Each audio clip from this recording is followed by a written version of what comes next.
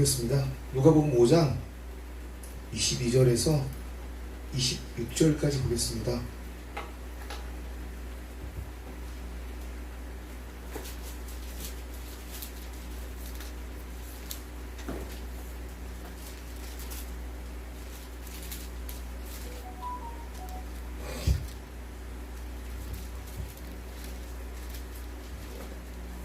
누가복음 5장 22절에서 26절까지의 말씀 보겠습니다. 우리 한 절씩 교독하겠습니다. 예수께서 그 생각을 아시고 대답하여 이르시되 너희 마음에 무슨 생각을 하느냐? 내 세상을 받았느냐 말하니까 일어나 걸어가라는 말이 어느 것이 실패했느냐. 그러나 인자가 땅에서 죄를 사하는 권세가 있는 줄을 너희가 알게 하리라 하시고 중풍병자에게 일어나 말씀하시되 내가 내게 이르노니 일어나 내 침상을 가지고 집으로 가라 하시매 그 사람이 그들 앞에서 일어나 그 누웠던 것을 가지고 하나님께 영광을 돌리며 자기 집으로 돌아가니 함께합니다. 모든 사람이 놀라 하나님께 영광을 돌리며 심히 두려워하여 이르되 오늘 우리가 놀라운 일을 보았다 아니라. 아멘.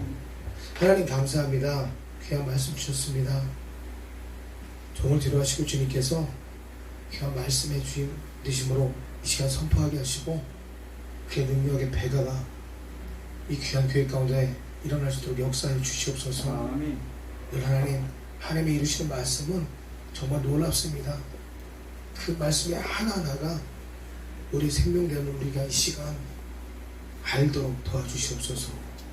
감사하며 예수님의 이름으로 기도드렸습니다. 아멘.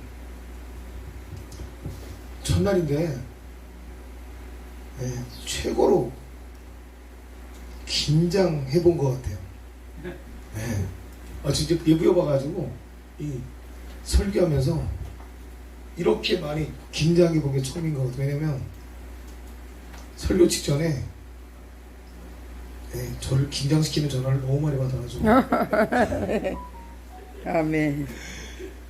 전화가 오는데 저를 무지하게 막 긴장하게 만들더라고요. 최종적인 전화가 제일 저를 긴장시켰어요. 여기 앉아서 찬양을 부르는데 저희 아내가 전화가 왔더라고요. 예배 중에 어떻게 전화를 받아요? 그래서 예배 중이야. 그 방과가 딱 이제 카톡을 보내놨는데 여보 나 사고 났어. 오. 그래서 우리 권사님 보고 나가보라고.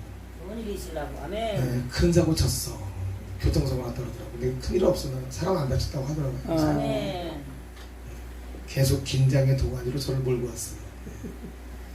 근데 하나님의 역사가 더 클 거라고 저는 믿습니다. 아멘.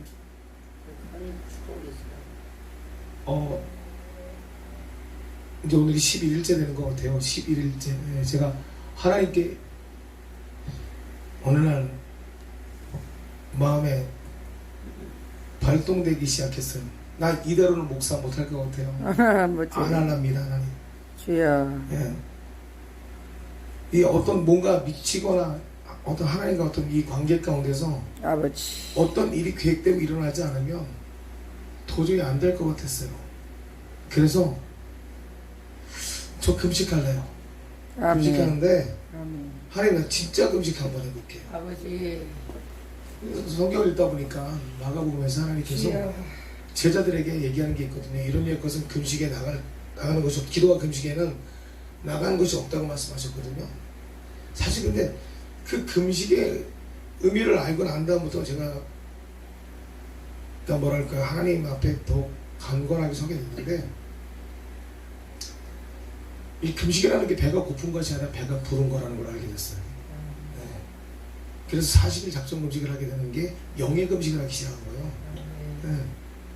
그러니까 이사야서 58장에 보면 이것이 내가 진짜 기뻐하는 금식이 되겠으며 이것이 어찌 사람이 자기의 마음을 괴롭게 하는 날이 되겠느냐 이렇게 말하고 있거든요. 5절에 보면요. 근데 이게 내가 이 말씀 앞에 뭘 붙였냐면 내가 내 영이 늘 세상과 만나지 않고 하나님과 만남을 가진다면 붙여놨어요. 그러니까 그러면서 제가 할 수 있는 육신의 생각들을 육신의 일들을 다 끊어냈어요. 다 끊어내고 40일간의 철회를 작성한 거예요. 철회를 작성하고 저녁 10시부터 다음날 새벽 5시 넘어도 괜찮아요. 이렇게 하나님 시키시는 데까지 강대상에서 하나님과 계속 교제를 가졌어요. 그게 오늘 12일째 되는 날인데 제가 하나님께 너무 감사한 거는 그날부터 지금까지 제가 이렇게 노트에 기도 제목을 적어놓은 것들이 있었어요. 근데 하나님이 그걸 하나도 안 빼놓고 다 이뤄가시더라고요. 아멘. 그 너무너무 감사했어 사실은. 어떻게 이럴 수가 있을까 싶을 정도로 저에게 어떤 증거를 보이시는 것 같았어요. 근데 저는 정말 그랬어요. 나는 이번에 이것을 통해서 진짜 내가 하나님과의 이 온전한 교제를 수없이 많이 교제했어요. 어떤 목사님의 말씀보다도 정말 많은 하나님을 만난 것 같아요. 경험한 것 같아요. 얘기하려면 끝도 없이 얘기할 수 있을 것 같아요. 근데 이번에 좀 제가 마음이 틀렸어요. 그 무엇인가 하고 좀 방법이 틀렸어요. 내가 아니어야 될 것 같았어요. 나라는 사람이 아니어야 될 것 같았어요. 정확하게 그분만 남았으면 좋겠다는 어떤 그런 욕심이 있었어요. 아멘. 그래서 사실 시작한 거예요. 그래서 하나님이 그런 거예요. 하나님 나 이거 이번에 사도 바울처럼 그런 역사가 나에게서 나타나지 않는다면 나 목사 안 할래요.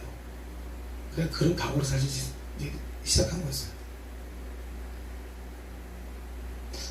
그러면서 하나님께서 자꾸 뭔가를 보여주시는 것 같아요. 어제도 주일날 제가 처음에 만 선교를 시작하고 단독 선교를 시작한 데가 라오스예요. 근데 좌충우돌 정말 많은 실패를 경험한 곳이 라오스예요. 그러니까 라오스에다가 선교센터를 갖다가 200평이 넘는 것을 하나 만들어서 운영도 해보고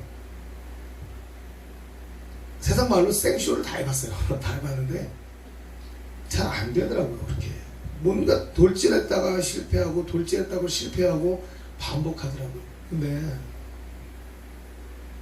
이 기도가 시작되면서 제가 소원이 있었던 게 뭐냐면 라오스라는 땅에 예수 그리스도의 이름으로 놀이터를 하나씩 애들에게 만들어주고 싶었는데 그 비용이 하나 만드는데 500만 원씩 들어가요.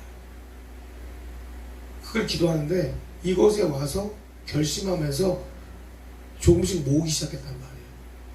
근데 어저께 라오스 선교사님이 갑자기 오신 거예요. 제가 라오스 들어가서 선교사님 만나서 물질을 드리려고 했는데 물질도 없었고 일단은 모이지도 않은 상태에서 근데 이제 코로나 터져서 가보지도 못하고 근데 최근에 이제 한 350만 원 정도가 성경금이 모인 게 있어서 이거라도 먼저 갖다 드릴까?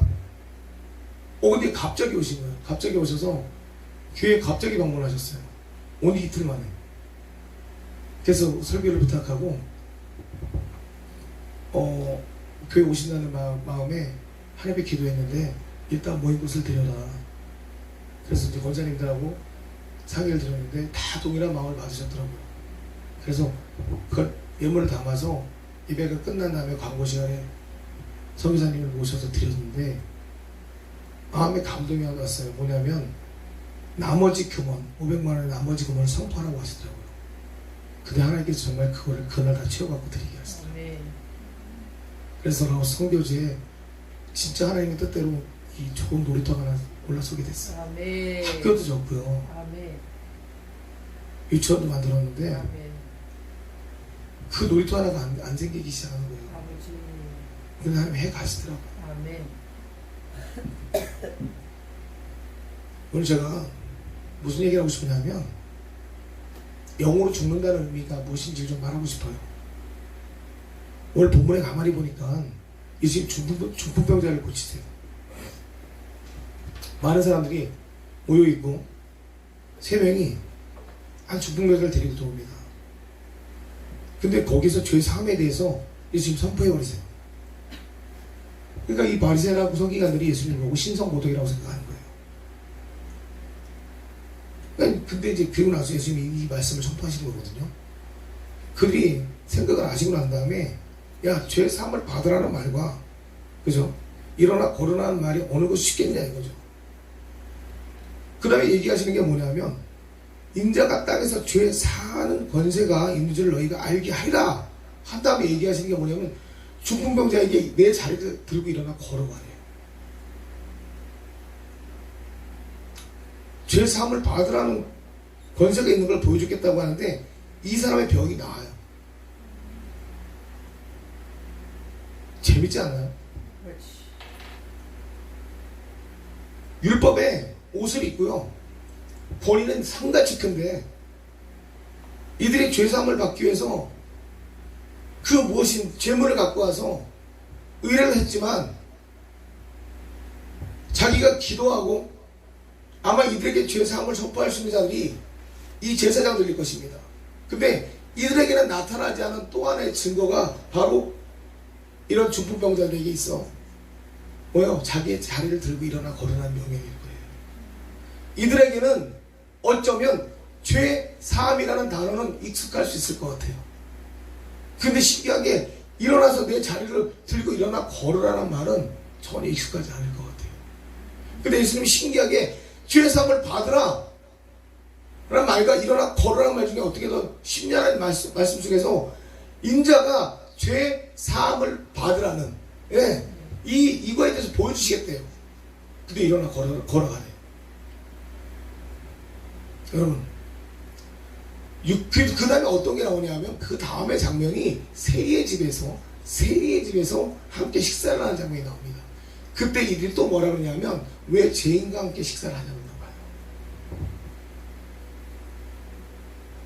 자기의 권위 때문에 육신의 율법으로 자기조차 고치지 못하는 자들, 육신의 율법으로 다른 사람의 병의 원인조차 보지 못하는 자들이 진짜 병자 아닐까, 저는 좀 그렇게 생각하거든요. 아는 것이 너무 많아요. 아는 것이 너무 많아서 본 것도 많아요. 듣는 것도 많아요. 근데 이것을 버리려니까 너무 아까워요. 내가 배운 것도 많고 들은 것도 많고 본 것도 많아요. 근데 내가 이거 다 버리고 그냥 예수로 살라니까 아까워요. 그래서 그냥 내 고집대로 가는 것이 병이 아닐까 저는 생각을 해봤어요. 아무리 목회자라 하더라도 예수님 앞에서는 다 버려야 되거든요. 내게 주신 그 은사도, 말씀의 능력도, 그 모든 것은 다 주님 거지 내 게 아니란 말이죠. 이것을 내 거라고 지키고 내 고집대로 가져가서 이것을 어떻게 해서 저들에게서 무엇인가를 얻어내려는 속성이 있다면 이것 자체가 병든 자의 모습이라는 거예요. 바로 이들이 그랬거든요. 자기들 앞에 재물을 갖고 나오는 그들에게 죄의 사함을 명할지는 몰라도 그 죄 사함 뒤에는 그들의 병이 낫지 않았거든요. 그러니까 예수의 죄 사함 뒤에 이 자리를 들고 일어나 걸어가, 이 말이 이들에게는 와닿지 않았던 거예요. 병 고치는 그 능력이 그들에게는 없었어요. 사실은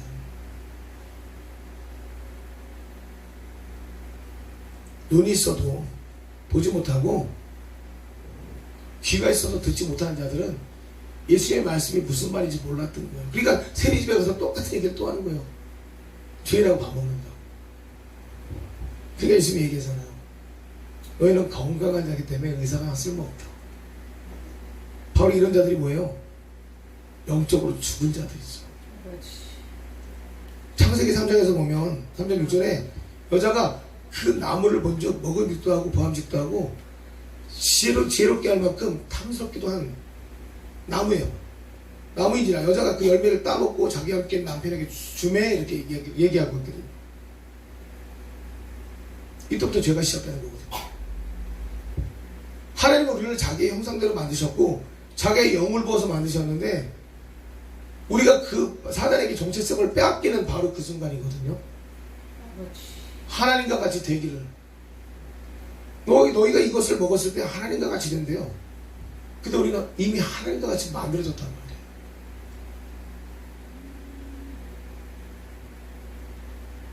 바로 이거죠. 나는 근본 자체가 예수님과 같은 삶을 가진 자인데 내 욕심이 내가 나에게 주신 은혜가 그로부터 온 것을 까먹어준 것부터 뭐예요? 주여. 나는 그를 넘어서기 시작하는 거죠. 이게 교만함이죠. 이 교만함이 싹시 나에게 병이 된다는 걸 잃어버리기 시작하는 거예요. 이걸 되찾으신 분이 바로 예수님이라는 거죠. 예수님이 이 땅에 오셔서 40일을 광야에서 시험 받으실 때 마태복음 4장 4절에 보면 예수께서 대답하여 이르시되 기록되었을 때 사람이 뭐예요? 떡으로만 살 것이 아니요 하나님의 입으로부터 나오는 모든 말씀으로 살 것이다 이렇게 얘기해요. 정말 위대한 말씀이죠. 이게 우리 육신의 정체성을 회복하는 거죠. 그때 잃어버린 사단에게 빼앗긴 바로 그 정체성. 마귀는 나라를 빼앗는 게 목적이 아니라 그 나라의 주인으로서 삶을 살아가야 될 누구예요? 우리의 정체성을 빼앗는 것이 목적인 거죠. 왜요? 우리의 생각을 빼앗아 버리면 나라를 지킬 만한 능력을 잃어버리기 때문에. 그러니까 지금 얘네들은 와서 뭐예요? 계속 우리 귀에다 대고 속삭 이야기하고 있는 거죠. 여러분, 목사님들이시고 또 물론 권사님들이시고 성도님들이시지만 너무나 잘 알고 있잖아요. 우리는 사단이 우리를 넘어뜨리지 못해요. 사단이 우리를 넘어뜨릴 수 없습니다. 왜냐하면 우리는 하나님 임재 안에 있기 때문에. 거듭난 사람들은. 근데 우리가 육신의 옷을 입기 때문에 옷을 입고 있기 때문에 우리의 생각을 집어넣어서요 이 생각을 빼앗을 수는 있을 거예요. 그래서 마귀의 생각에 동의하는 순간부터 우리는 죄 가운데 나가게 되는 거예요. 우리는 하나님 임재 안에 있기 때문에 우리의 생각에다가 생각을 넣어서 이 생각에 동의하는 순간부터 우리가 죄 가운데 나가는 거예요. 걔네들은 절대 우리를 넘어설 수 없을 거예요. 지금 예수님이 육신의 옷을 입고 왔을 때 이들이 예수님에게 생각을 넣는 거죠. 이 돌을 들어 떡을 만들어 보라고. 예수님이 그걸 말씀으로 선포해서 정체성을 회복시켜 나가는 거예요. 하와가 잃어버렸던, 아담이 빼앗겼던. 근데 이 누가복음에 보면 더 놀라운 사실이 뭐냐면 성령의 능력, 육신의 옷을 입고 성령의 능력으로 사는 사람들의 이 모습을 정확하게 어떻게 살아야 되는지 예수님이 말씀하고 계시는 게 뭐냐면 처음에는 말씀의 능력, 아까 읽었던 말씀의 능력으로 사는 것과 두 번째는 뭐예요? 오직 주 여호와 하나님만 경배하라고 나와 있어요. 마지막에 뭡니까? 너희 하나님을 시험하지 말라요. 이 말은 뭐예요? 그의 말씀을 믿으라는 거예요. 하나님 판단하지 말고 믿으라는 거예요. 이게 바로 성령의 능력으로 사는 사람의 모습이에요. 영적으로 살아있는 자들의 모습이죠. 영적으로 살아있는 자들은 바로 이런 모습으로 하나님과 교제하며 가거든요. 영적으로 깨어있지 못한 자가 사명을 인식하지 못하고 뭐요? 한시도 깨어있을 수 없는 거예요. 그들은 깨어있을 수 없으니까 기도 자리에 나갔을 때 기도하는 것이 아니라 잠을 잘 수밖에 없겠죠. 주님과 교제할 이유가 없거든요. 영이 죽은 자들은요 주님과 교제해야 될 이유를 가질 필요가 없어요. 아버지, 말씀이 그들에게 온전한 이유가 되지 않아요. 그러니까 사명을 잃어버린 자들은 기름을 준비할 필요도 없겠죠. 마지막 때 주님이 오셨을 때 그들은 기름이 준비되지 않았기 때문에 불이 꺼져 있을 거예요. 하지만 사명을 인식하는 자들은 늘 불이 켜져 있겠죠. 사도행전에 보면 우리는 오로지 기도하는 일과 말씀 사역에 힘쓴다 하겠어요. 사도행전 16장 25절에는 한밤중에 바울과 실라가 기도하고 하나님을 찬송함에 죄수들이 듣더라 그랬어요. 상황과 관계없어요. 사역의 메인자들은요 상황에 관계없이 늘 기도 자리에서 주님과 만나고 있단 말이에요. 우리가 사역을 잃어버린 자들은요 계속 잠자고 있단 말이에요. 내 영이 자고 있는 자들은 주님과의 교제가 끊어진 자들이에요. 이런 자들은 동일하게 예수님 앞에서 얘기할 거예요. 예수님께서 중풍병자를 고치는 것을 보면서 또 뭐라요? 신성모독이라고 얘기할 거예요. 우리가 되게 놀라운 게 뭐냐면 하나님이 아담과 하에게 무슨 얘기를 하시냐면요, 그 동상 각종 나무의 열매는 내가 임의로 먹되 선악을 알게 하는 나무의 열매는 먹지 말라고 하셨어요. 먹는 날에는 반드시 죽으리라고 이렇게 얘기하셨어요. 이게 창세기 2장 16절 17절 말씀이에요. 내가 반드시 죽으리라는 말씀을 문자 그대로 해석하면요, 죽어가는 너는 죽게 될 것이다 이거예요. 네, 죽어가는 너는 죽게 될 것이라는 거예요. 이게 어떤 뜻이냐면요, 나무에서 가지가 떨어지면 점점점 말라 죽어가는 형태를 표현하는 거예요. 결국은 네가 내 말씀에서 벗어났을 때, 그러니까 네가 나와 영과 이렇게 분리되었을 때 어떻게 된다고요? 점점 말라 죽게 된다는 얘기예요. 이 말씀을 예수님께서 그대로 인용하셨죠. 포도나무에서 가지가 떨어져 나가면 말라 죽는다고.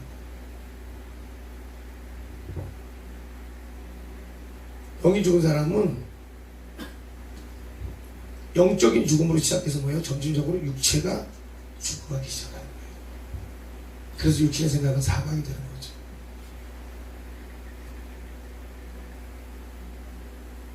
이게 우리가 하나님께 분리되는 거예요. 이런 자들이 뭐예요?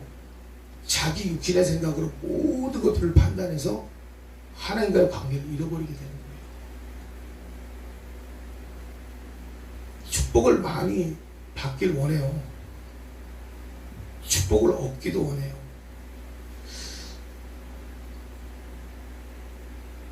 어떤 게 축복이고 어떤 게 해결받는 것이고 어떤 것이 정말 내가 자유함인지를 좀 우리가 알았으면 좋겠다는 거죠. 많은 것, 문제 해결, 사람들은 문제 해결이 지금 내가 기도하고 있는 것이 해결되면 문제 해결이라고 생각하더라고요. 지금 내가 기도하고 있는 것이 해결되면 문제 해결이 아니고요, 이 문제가 여기서 끝나는 것이 이 다음에 내가 무엇을 해야 할 것까지 와야 된다고 생각해보지 않는 것 같아요. 하나님이 일하실 때 당장 이 문제만 해결하지 않으시더라고요. 앞뒤를 다 강건하게 세워갖고 해결하시더라고요. 다시는 이런 문제가 나에게 이루어지지 않도록, 다시 이 동일한 문제가 나에게 똑같이 오지 않도록 다 만들어서 해결하시는 분이더라고요. 어린아이처럼 졸라서 얻는 것 10살짜리 아이가 상을 받았다 그래서 그 아이에게 람보르기니를 줄 수 없어요. 이 아이는 이걸 감당하지 못해요. 근데 우리는 내가 감당할 수 없는 신앙이면서도 하나님께 구하는 것은 너무 큰 것들을 구하고 하나님 나에게 이것을 주지 않는다고 미련을 떨 때가 너무 많아요. 근데 이걸 주지 않으면 축복이 아니라고 생각하는 거죠. 때로는 내가 기도하는 것이 이루어지지 않으면 이것은 축복이 아니라고 생각하는 사람들도 많아요. 내가 기도하는 것이 나에게 이루어지지 않는 것이 나에게 정말 큰 축복일 때도 많아요. 왜요? 이것을 가짐으로 내가 하나님과 관계가 끊어져 나가는 경우도 많거든요. 근데 사람들은 그래요. 하나님 내 기도를 들어주지 않기 때문에 난 하나님을 떠날 거야.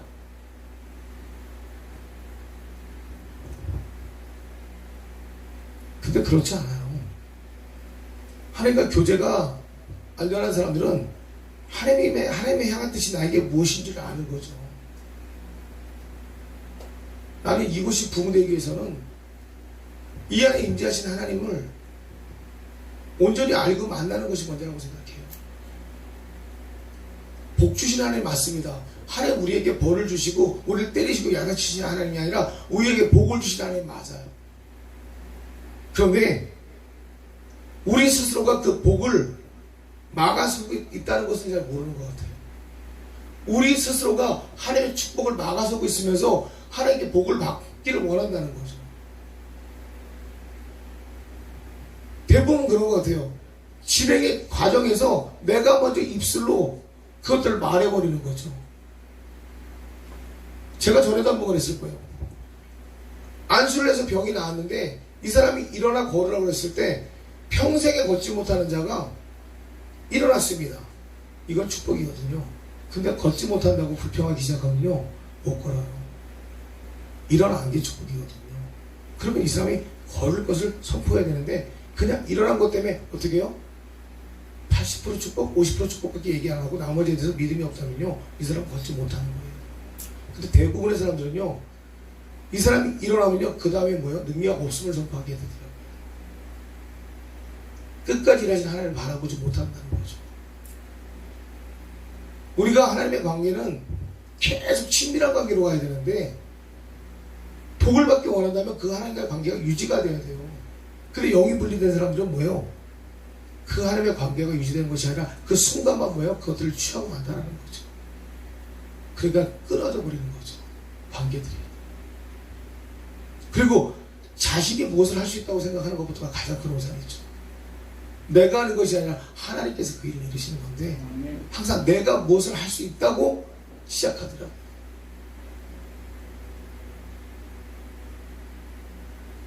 창세기 3장이 뭐냐면 이들이 자기가 벗은 줄 알고 무화과 나뭇잎으로 옷을 엮어 입습니다.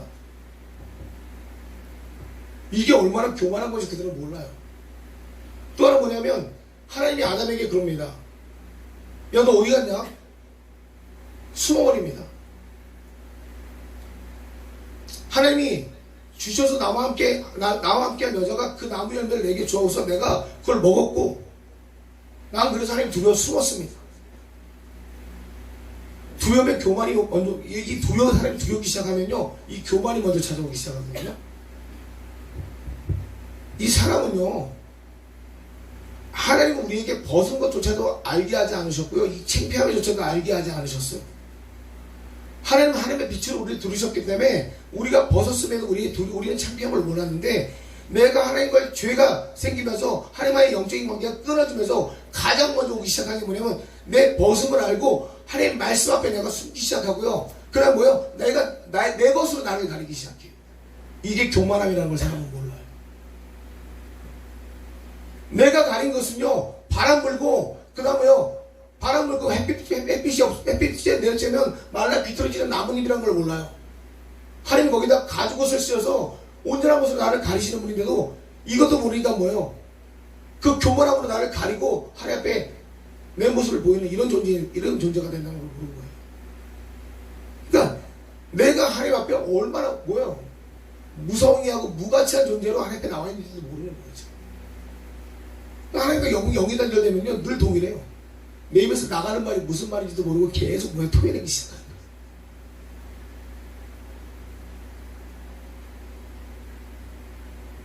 자기 수치를 자기가 가립니다. 내 수치는 하나님이 가르쳐주셔야 되는데. 이게 두려움에서는 교만이에요. 교만은요, 내가 두려워하는 만큼 비례해서 나타나기 시작해요.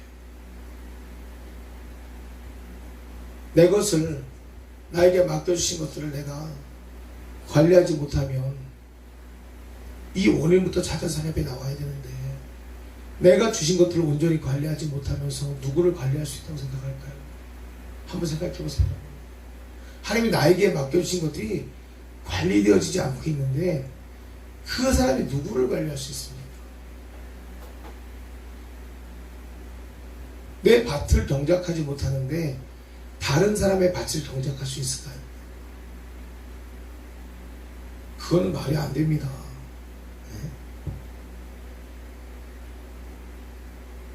네? 내가 상처투백인데 내가 매일 가시로 찔리고 있는데 내가 매일 엉겅퀴 쌓여서 어떤 것도 말하지 못하는데 다른 사람의 미래를, 다른 사람에 대해서 어떤 영적인 회복을 시킬 수 있다고요? 내가 한마디만 말하면 팍 떨어가지고 화가 나고 내가 한마디만 푹 찌르면 막 울컥울컥 해가지고 막 소리를 지르고 난리가 나는데 내가 한마디만 하는데 내가 좀만 무시당하는 것 같으면 그것도 못 잡아갖고 난리를 떠는데 누구를 회복시켰다는 겁니까? 내가 하나님과의 관계에서 회복이 일어나지 않아서 무슨 말만 하면 저리 갔다 이리 갔다 왔다 갔다 하는데 내가 누구에게 무슨 말씀을 어떻게 해야겠다는 저는 이해가 되지 않아요. 지금 바리새인의 모습인 거예요. 자기들이 하나님의 말씀을 선포하고 가르치고 먹이고 교육시키고 양육시키고 자라게 하겠다는데 자기들 스스로가 어느 누구에도 자기 것을 내어줄 수 없는 사람들인데 늘 부족해서 그 가난한 자들의 것을 빼앗아 취해서 배부른 자들인데 이제 누구를 양육하겠냐는 거죠. 나조차가 풍성하지 못해서 남에게 10원짜리 하나 제대로 나눠줄 수 없는 형편인 사람이 누구에게 무엇을 나눠주고 누구를 양육하고 누구를 섬겨서 받아들이겠냐고. 안 그렇습니까? 내가 가진 게 없는데 누구에게 나눠주겠냐고요.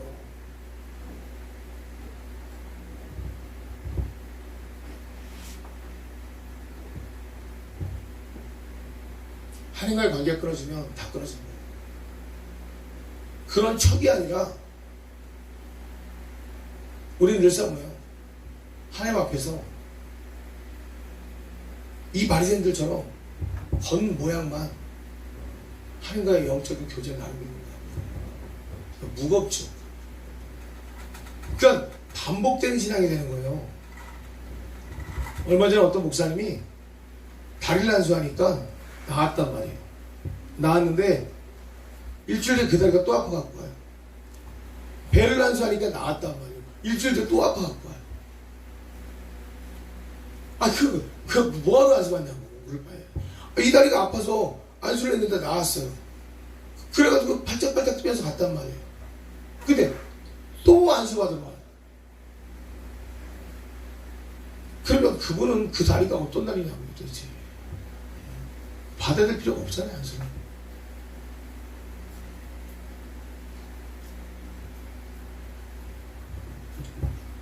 신앙이 잘하지 않는 이유는 내 안의 것을 걷어내지 않으면 안 돼요. 아멘. 안에 있는 것들을 걷어내야죠. 아멘.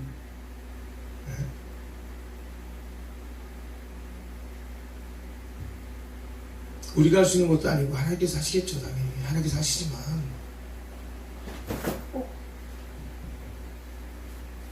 분명히 육신 있는 자들은 하나님을 기쁘게 할 수 없다고 로마서는 이야기하고 있습니다.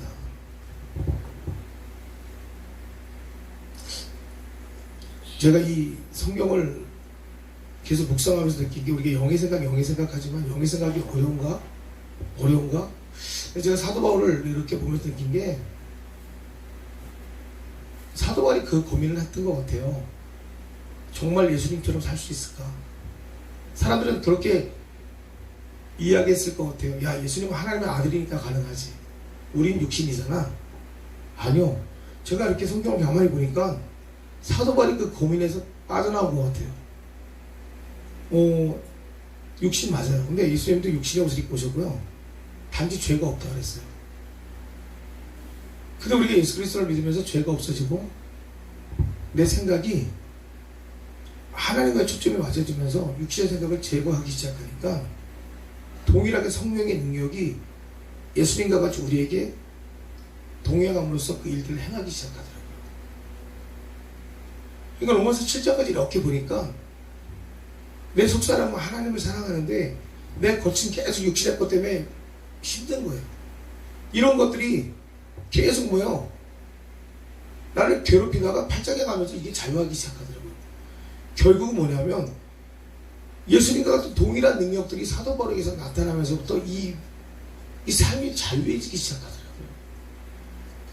아까도 얘기했지만 우리 육신은요 사단이 공격할 수밖에 없어요. 생각을 자꾸 넣어서.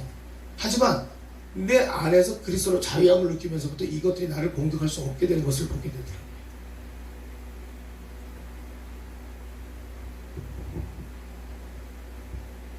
우리가 말씀을 가지고 산다는 것은 다른 게 아니더라고요. 저는 아주 어렵다고 생각했어요. 이게 잘난 것도 아니고 못난 것도 아니고 말씀을 갖고 산다는 것은 단순하면 되겠더라고요. 그냥 아까 열정 목사님이 얘기한 것처럼 단순해지는 거예요. 말씀을 깊게 해석하는 사람도 있고 말씀을 보이는 대로 듣는 사람도 있는 것 같아요. 말씀이 내게 들리는 대로 내가 믿음으로 받는 자들은요 그 역사가 나에게 나타나더라고요. 말씀이 어렵다고 생각하는 자들은 하루씩 어려울 것 같아요. 근데 성경이 나에게 말씀 어떻게 가르치느냐에 따라서 좀 바뀔 수 있다고 생각해요. 저는요. 내 삶의 문득병이 무엇인지 모르지만 내가 부정하고 추접하게 여기는 내 삶의 그 더러움이 무엇인지 모르지만 오늘 그 말씀이 나에게서 그것을 선포할 때 아까 마태복음에 있는 말씀처럼 내가 예수 앞에서 예수를 만났는데 예수님이 나에게 말하는 거죠. 야, 네 안에 있는 그 문득병 치료받고 싶어. 네 믿음대로 네가 치료받을지어다. 내가 치료하기 원하노라. 이게 들려졌을 때 내가 아멘하면 그냥 없어지는 거거든. 이게 믿어지면 되는 거거든. 근데 이것이 뭐냐면 믿음으로 구원받은 자들은 이게 가능하다는 얘기예요. 하지만 이것이 율법에 속해서 입으로 하는 자들은 안 된다는 얘기를 하고 싶은 거예요. 지금 부흥회요. 이 부흥회가 부흥되기 위해서는요, 우리가 먼저 그 믿음을 가지는 얘기를 하고 싶어요.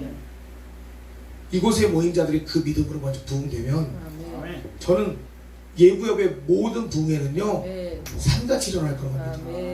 여기서 믿는 사람들이 그 믿음이 없으면 예수님의 말씀이 어떤 말씀이냐면요, 성경 그대로 말씀드릴게요. 신기하게도 핍박을 받는데도요 예수님의 말씀은 산같이 일어났어요. 핍박을 받는데 신기하게 예수님의 말씀은 이 사도들이 핍박을 받는데 예수님의 말씀은 어떻게 해요? 더 부흥되기 시작했다 그랬어요. 예수님의 말씀은요 끝날 줄 알았는데 지금 이 시대에 어떻게 해요? 수없이 많은 교회들이 이 복음을 갖고 살고 있다는 얘기예요. 예수님의 말씀은 예전에 내가 아니라 지금에 나도 더 확산되고 어떻게 해요? 부흥으로 일어나야 돼요. 예수의 말씀은 옛 기억의 말씀이 아니고요 지금의 나도 뭐예요? 능력이 돼 있어요. 그러니까 그게 너무 놀라운 일이더라고요. 예수님의 말씀은 죽지 않더라고요. 풀은 마르고 꽃은 시든데요. 근데 예수의 말씀은 영원하대요. 그 이유가 뭔지 아십니까? 예수의 말씀은 옛날도 능력이 지금도 능력이에요. 저는 예고협이 그랬으면 좋겠어요. 이곳에서 선포되는 말씀이 여기서 예수로서의 이름으로 명함을 올라가 있죠다 귀신 나가고요. 병자에게 손대면 병 다 고쳐지고요. 동일한 역사가 나타났습니다. 누가 와도 한 명이 와도 10명이 와도 100명이 와도 그 역사가 나타났으면 좋겠어요. 저 그렇게 될 거라고 믿어요. 우리는 바리새인들처럼 중풍병자를 갖다 놓고 고민하고 생각하는 자들이 아니라 중풍병자가 오던 귀신 들린 자가 오던 이곳에 오는 모든 목회자들은 다 동일한 역사로 그 일을 행하는 그런 귀한 목회자들이고 또 성도들이고 그런 사역자들 됐으면 좋겠어요.